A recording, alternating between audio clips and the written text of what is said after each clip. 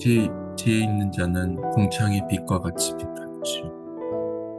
많은 사람을 옳은 대로 돌아오게 하는 자는 별과 같이 영원토록 비추리라. 아멘. 하나님 지혜를 통해 또 영혼들을 주께 인도할 수 있는 그런 하나님의 성령의 충만한 삶이 하나님의 기름 부어주시는 그런 삶을 또 살아낼 수 있도록 하나님의 은혜를 내려주시옵소서.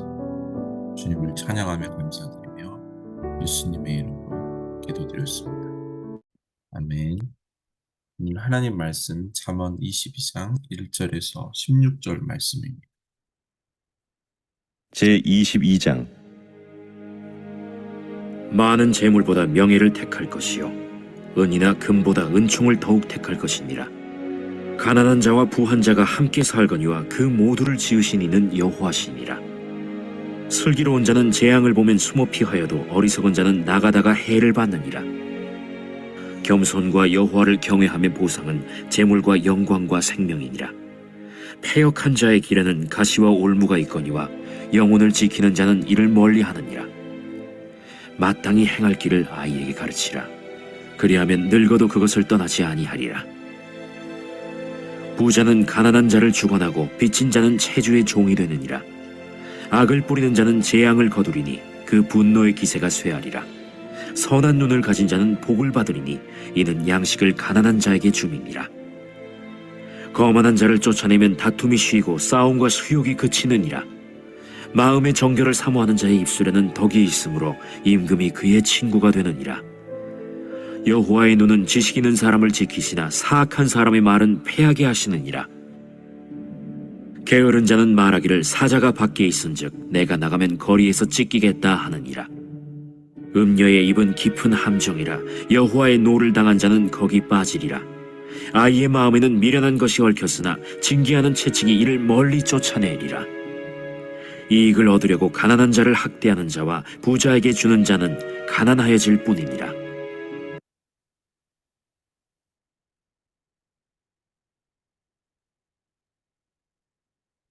네, 우리가 살고 있는 이 세상은 부자와 가난한 사람들로 나누게 됩니다.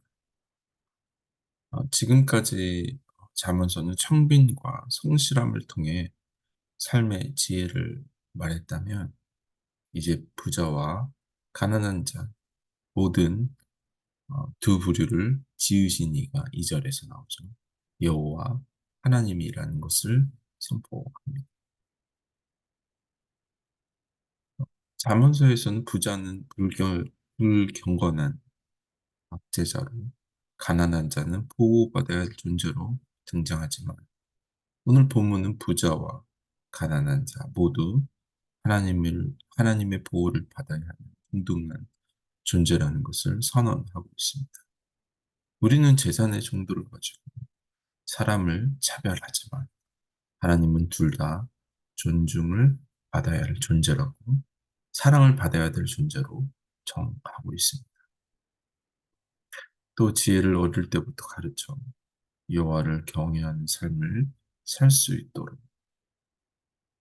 솔로몬은 아이들에게 교훈해야 한다고, 가르쳐야 된다고 강조하고 있습니다.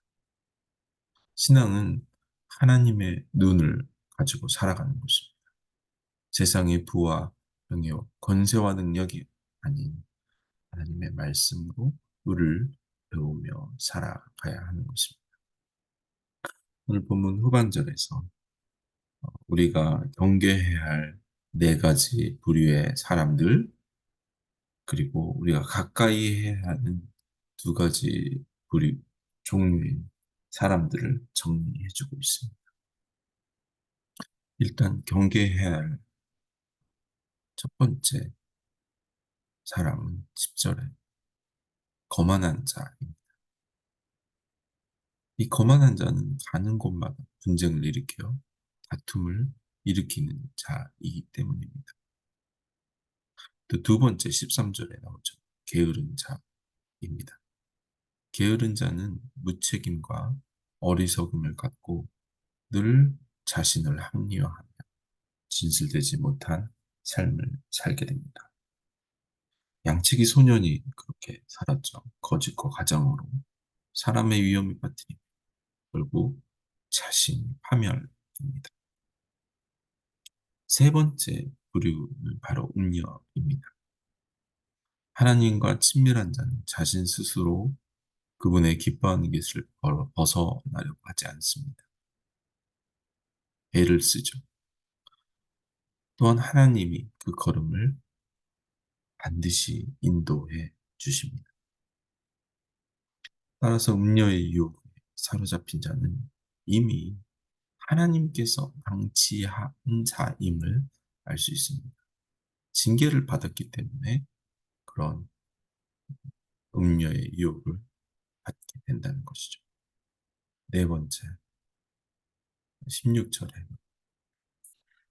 이익을 위해 가난한 자를 학대하고 또한 부자들에게 뇌물을 주는 자입니다. 그러니까 자신의 부를 축적하기 위해서는 가난한 자도 학대하고 부자들에게 뇌물을 주며 살아가는 자입니다. 그러나 결국은 자신의 모든 재산을 헛되이 소비해가며 가난한 결과를 초래하게 됩니다. 부자들에게 뇌물을 주지만 자신이 얻으려고 했던 이익은 얻지 못하고 결국 가난하게 된다는 것입니다.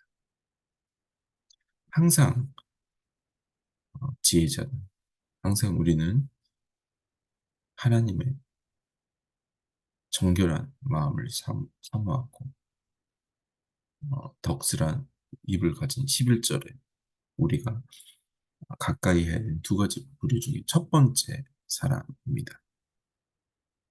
마음의 정결을 사모하는 자의 말이 얼마나 은혜가 넘치면 임금도 친구로 삼으려고 하고 있습니다. 주변의 많은 사람들을 복되게 하는 자가 바로 지혜자의 첫 번째 부류입니다.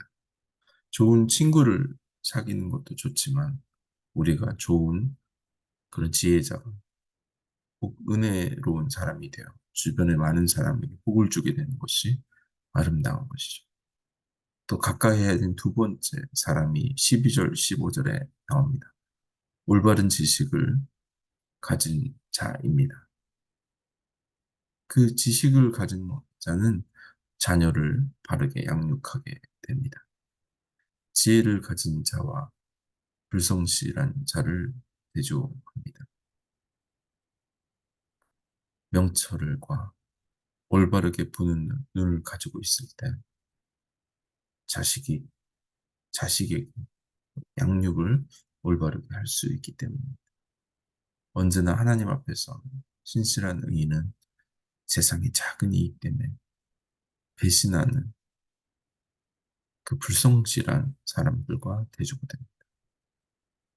이 지혜자의 특징은 자녀들에게 징계와 경책을, 경책을 통해서라도 바른 가르침을 따르도록 인도합니다. 결국 미련한 자와 불성실한 자는 사랑과 훈계를 받지 못해 결국 파멸에 이르게 됩니다. 하나님의 최대의 징계가 바로 죄를 내버려 두는 유기입니다. 우리는 징계를 기뻐하며 늘 이탈된 위치에서 올바른 길로 즉시 옮길 수 있는 그 상황 변화가 회개가 필요합니다. 말씀에 나를 비추 남이 아닌 나에게 먼저 변화가 되도록 회복하도록 그 지혜를 사랑하는 그 지혜로 세워지는 그런 신실함, 성실함이 필요합니다. 오늘도 우리 안에 하나님의 그런 성품, 아버지의 은혜, 하나님의 충만한 기쁨들이 넘쳐나는 그런 오늘 하루 되겠죠. 기도합시다. 하나님 오늘도 지혜자와 같이 무익한 자, 죄악의 길에 함께하자. 선한 일, 모든 자의 친구가 되는 임금까지도 친구가 되는 하나님의 신실한 지혜를 가지고 넉넉한 영혼들을 품고는 하늘의 사람들을 오늘 찬양하며 감사드리며 예수님의 이름으로 기도드렸습니다. 아멘. 오늘도 그리스도의 능력으로 하나님을 아는 그 지식이 우리 가운데 새로운 날을 되게 인도할 수 있는 여러분에게 축복합니다. 아멘.